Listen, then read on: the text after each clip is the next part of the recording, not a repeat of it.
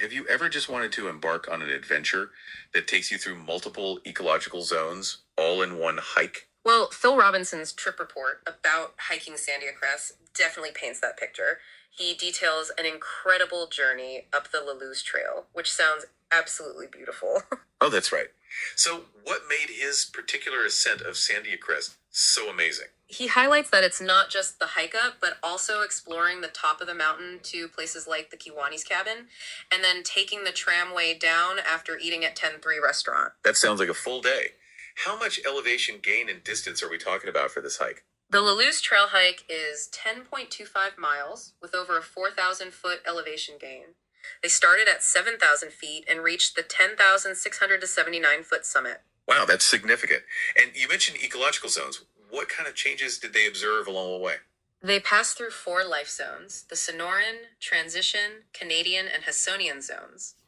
Each offered unique vegetation, and the views kept getting more amazing as they ascended. That's incredible, like watching an ecosystem change right before your eyes. Did they encounter any interesting wildlife or specific viewpoints?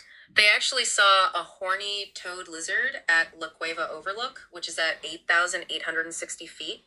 It was a beautiful viewpoint with amazing vistas. Okay, so after all that hiking and scenery, what was the summit experience like? They felt strong and joyful, arriving at noon after 5 hours. Phil estimates the view from the top is a 250-plus mile diameter view across the land of enchantment. That's an incredible panorama. And they took the tramway down, right? How long did that take? Yes, they did. The tramway is one of the longest in the world, and it only took about 15 minutes to descend almost a mile in elevation. It sounds like a perfect ending to a day after such an intense adventure. Surprisingly, neither Phil nor Stephanie had any real soreness the next day. It truly sounds like a wonderful hike and adventure.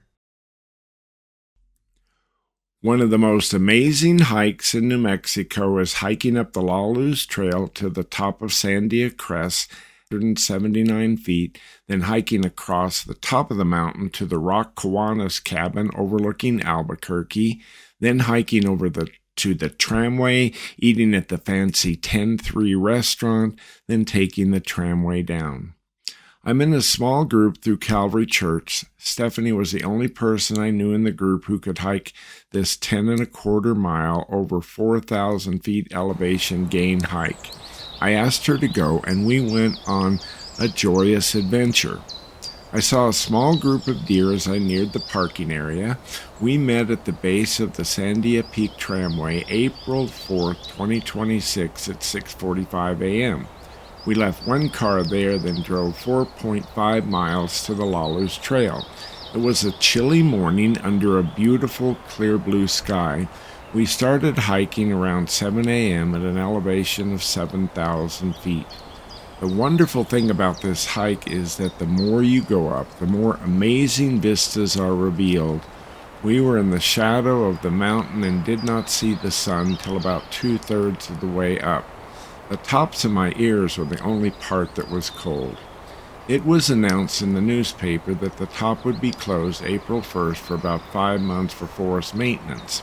I called and they said it would not actually be closed until the 15th. Just in case I couldn't make the top, I wanted some type of peak bump, so we hiked to a beautiful viewpoint, La Cueva Overlook, 8,860 feet. We saw a horny toad lizard, one of my favorites as a little boy. I had to pick it up, then gently let it go. We passed through 4 life zones to the top. The Sonoran zone with pinion and juniper, the transition zone with ponderosa pine, the Canadian zone with aspen, scrub oak, and mixed conifer, and finally the top, the Hudsonian zone with Douglas fir, spruce, aspen, and lumber pine. It was a wonderful hike. We both felt strong and joyful on this beautiful mountain. We arrived at the top at noon, hiking 5 hours, which included La Cueva Overlook, which I did not do last time. Our elevation gain was 3,832 feet.